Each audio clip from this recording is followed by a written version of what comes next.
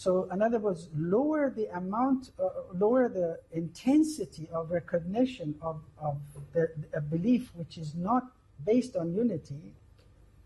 Because you see, if I believe that I'm Muslim, I'm better than everybody else, that is differentiating yourself on something that should not be a criteria for distribution of wealth in the society. In other words, it's not a distributive justice criteria that Muslims will get more than others will. That would be wrong. In your mind, you may think that because you're oriented toward Allah subhanahu wa ta'ala and you're doing good things, therefore, you in your mind, which is still not correct, but nevertheless, but that should not be an action that there should not be a basis for actions that would actually discriminate. Anyway, so all of these points that we have here affirms this one thing that we wanted to say, is that in Islam there is no discrimination on the basis of things that are characteristics that Allah subhanahu wa ta'ala has already endowed people with. That these differentiations should not mean different allocation of resources. Now, the last thing here is that it provides an archetype of a perfect human for all other humans to follow as a model of achieving perfect servitude and full human liberation. This is very critical for Muslims. The idea that if and when I let my will go, see, Allah subhanahu wa ta'ala doesn't force me to give up my will. What He would like to see is that I do it willingly, because that will help me to have a better life. It will allow me to achieve liberation. Because anything other than servitude to Him would mean servitude to other than Him. It may be to my base feelings, it may be to greed, it may be to jealousy, it may be to this, it may be to this, and basically makes me subjugated to things that I can't control. Why? Because my will is oriented toward these things. So when I willingly give up, this is what Islam actually means, is giving up in order to achieve liberation and peace. So when you give up the will to the will of Allah, what happens to you? You become rule compliant. You follow the rules. You don't stop to think, oh, do I want to do this? I'm too tired to do this. I don't, does it make sense for me to do this? You do it because Allah says you do it. But why does Allah do that? Allah does it because He wants the best for us. Sounds like a preacher, I'm preaching. I'm not. Honestly, I'm not. I think this is how I see it. Is that servitude to Allah subhanahu wa ta'ala creates this liberation. It liberates you from fear, from jealousy, from this, things that the will is actually subjugated to it. We don't realize it in our daily life. We don't realize that we are slaves. I eat a lot, so when I see good food, I can't stop it. I eat it. So I'm really a servant of my desire to eat, right? And you saw me eat, right? So I'm servant to this particular drive I have. But I don't stop to think, maybe I should stop here. I have had this big kebab, it's enough, so I shouldn't do the second and the third and the fourth. Look, I'm actually servant of this thing. I just don't eat to live. I live to eat. So therefore, this is a problem. I'm a servant to this thing. And there are other things that I'm servant to. Unless I'm willing to say no, I'm willing to become actually servant of Allah subhanahu wa ta'ala. What does that do to me? I follow His rules, period. That's all. This servanthood is different from the servanthood that people in ordinary life say, well, I have a servant who comes and cleans my house or does this. This is a different kind of servitude than this one. This one makes you rule compliant. When you become rule compliant, then basically you are liberated. The fear doesn't drive you. Jealousy doesn't drive you. basically all the emotional, very base emotions that do terrible things to us, they don't drive you anymore. So what happens is Allah subhanahu wa ta'ala always tests you to see whether you actually have submitted or not. And then you face yourself and say, oh, right, in this decision, I should have gone this way because Allah says that, but I went the other way. So maybe I can now put a corrective and take my trajectory back on that path. So constantly we are faced with these things, and most of the time we regret things that are not compliant with Allah's rules. And that regret is itself makes you return, which means tawbah. Tawbah means returning. So when you return, where do you return? You return to the path of rule compliance. So once you comply with the rules, then this liberation comes. With liberation coming, you see other people not as others, but you see your extension, at least yours, just like a mirror image of yourself. And therefore you're not willing to do things to harm them. So the social contract we have, remember the whole motivation of social contracts in Western thought is to create a situation where people are not threatened by each other. When you are fully liberated, you won't be a threat to anybody. You will always be helpful because you recognize that there is no other. Is there anything to other person is happening to you? And if you do it, you're doing it to yourself. Once that recognition comes in, you're not willing to exploit other people. Okay.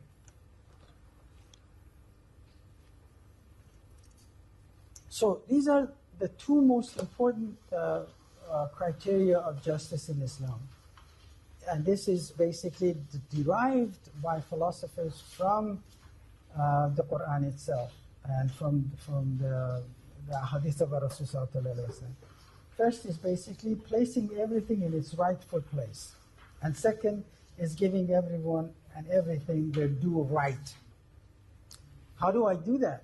How do I meet these two criteria? If you follow the rules, if you're rule compliant, everything will fall in its rightful place and everybody will receive the rightful share. But just being rule compliant. And rules, as I said here, are govern property rights, contract, trust, cooperation, production, exchange, consumption, saving, investment, market behavior, governance, distribution, and redistribution. And others. This other, that capstone rule I was saying, is so important and so crucial that overrides all of these. So we want to let all of the rules go except one. Not go, but just put them in abeyance because we don't need them as much as we need this one rule that will show how justice can be achieved in distribution, not anything else, but distributive justice. So we say that if you comply with the rules, the Quran says compliance with the rules assures a society of economic growth. And this is ayah 96 of Surah 7, of chapter 7, which it's the only thing I always talk about, right? This rule. It says, وَلَوْ أَنَّ أَهْلَ الْقُرَىٰ آمَنُوا وَاتَّقَوْا لَفَتَحْنَا عَلَيْهِمْ بَرَكَاتٍ مِنَ السَّمَاءِ وَالْأَرْضِ. Allahu Akbar, Allah. Does anybody want to go do salah? It's 4:30. Shall I stop so you can do salah? Okay. Can we take 15 minutes if you want to go to salah? At least one person if you want. Anyway, that rule says that if you are mu'min, if the society is mu'min and is muttaqi, meaning that if they are rule compliant and rule compliant all the time. Having taqwa means being rule compliant all the time. So we'll have 15 minutes break for salat and then come back please so we can go. Assalamu alaikum. How are you?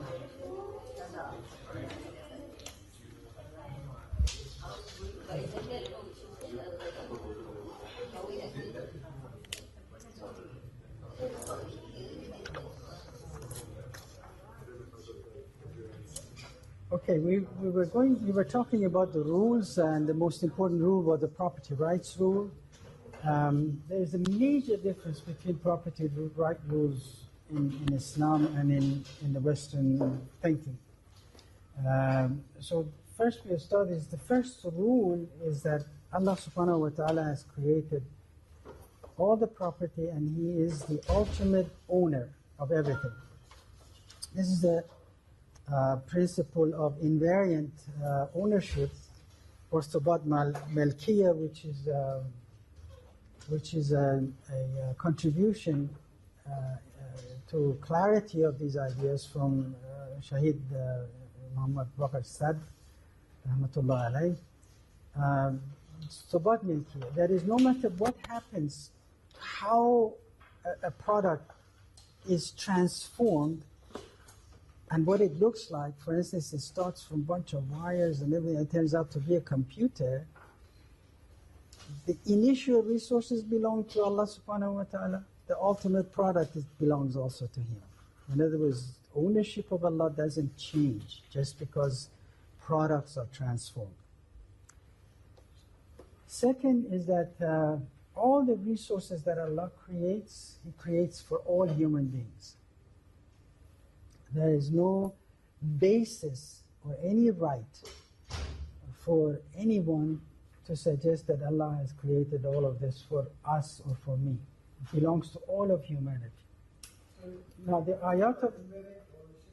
Sorry? Invariant meaning unchanging. There is ownership. For instance, you start with a certain raw material. That raw material belongs to Allah. You get a chance to combine your labor with that raw material to produce something. This something may go through a roundabout production, go through many stages of transformation until it becomes the final product that consumer consumes. The ownership is still Allah's. And it stays that way until the very end. In other words, just because now the product has changed its shape from raw material into, let's say, a computer, the ownership of that computer still belongs to Allah. You see what implication that has for behavior. Okay.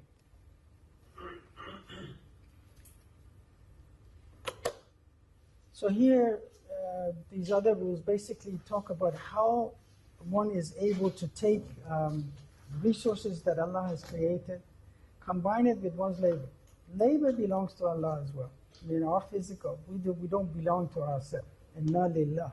Because He has created us, but we don't own ourselves, we own Him. Our mental ability is His, physical ability is His, all of that belongs to Him. So it's one resource which is created by Allah is combined with another resource which is created by Allah subhanahu wa ta'ala to produce a commodity which belongs to Allah.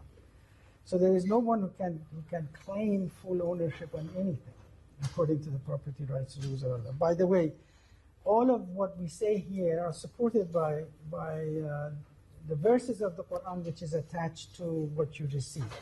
One of our students last time did Hassan, Brother Hassan, I don't know if he's still here, from India, who took the course and basically the Quran and economy, and one of the projects he did was to go through the Quran and pull out all the ayat or verses that related to this topic and put it in this paper which I circulated. Yes, sir?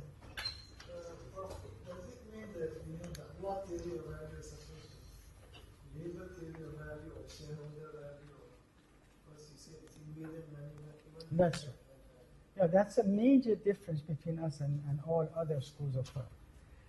Now, of course, the theists, those who believe in Allah-centered universe, which basically are Ahlul Kitab also.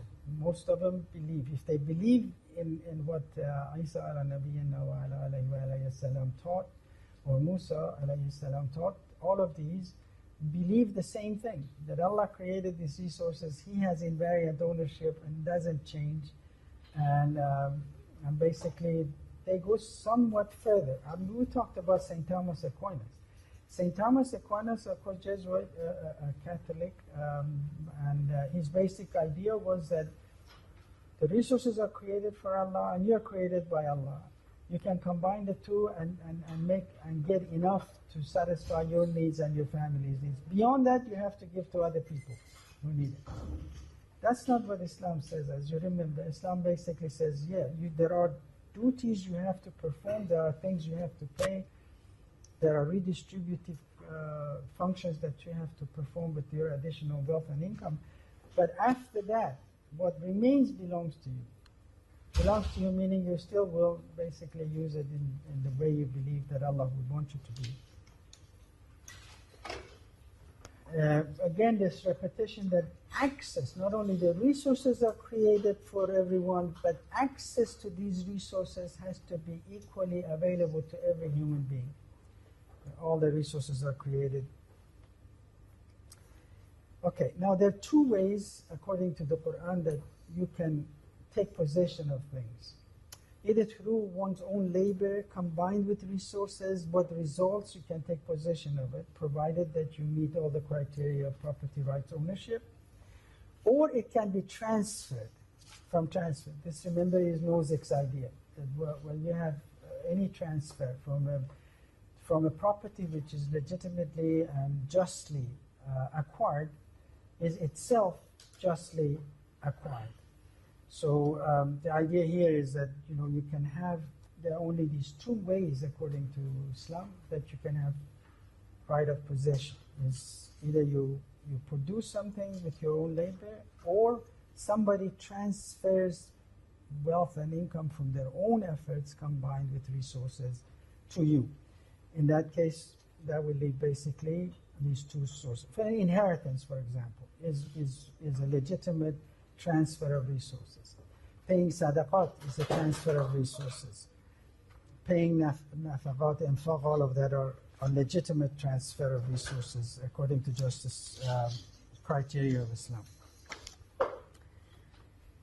Okay. If a person his resources are all created by Allah subhanahu wa ta'ala for every human being, just because the person is incapable of accessing these resources, because physically he or she is not able, mentally for some reason is unable, his or her right to those resources that do not vanish, they are still there. Because remember, Allah has created everything for everybody. Everybody has to have equal access to these resources. If for some reason they're physically, mentally, or circumstantially. Circumstantially means, for example, that a person is unable to travel to places where he can or she can access resources that are available. Circumstances, maybe because they are living in a society that creates constraints. All of these things do not stop, do not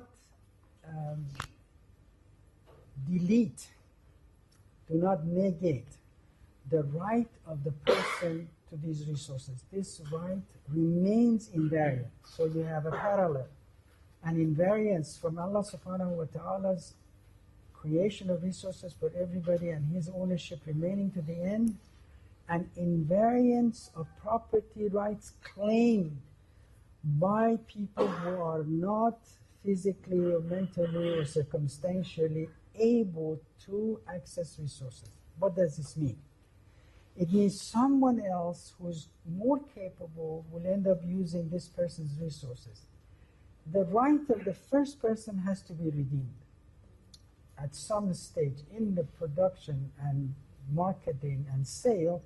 That right has to be redeemed. How is it redeemed? It's redeemed through redistributive justice mechanism that Allah subhanahu wa ta'ala has put in place. These are sadaqat, these are zakat, these are transfers that you make voluntarily because you recognize this person has a right in your wealth and in your income. Now this is very crucial. It's so crucial that most of the time one can look at Muslim societies and immediately decide that this distributive mechanism is impaired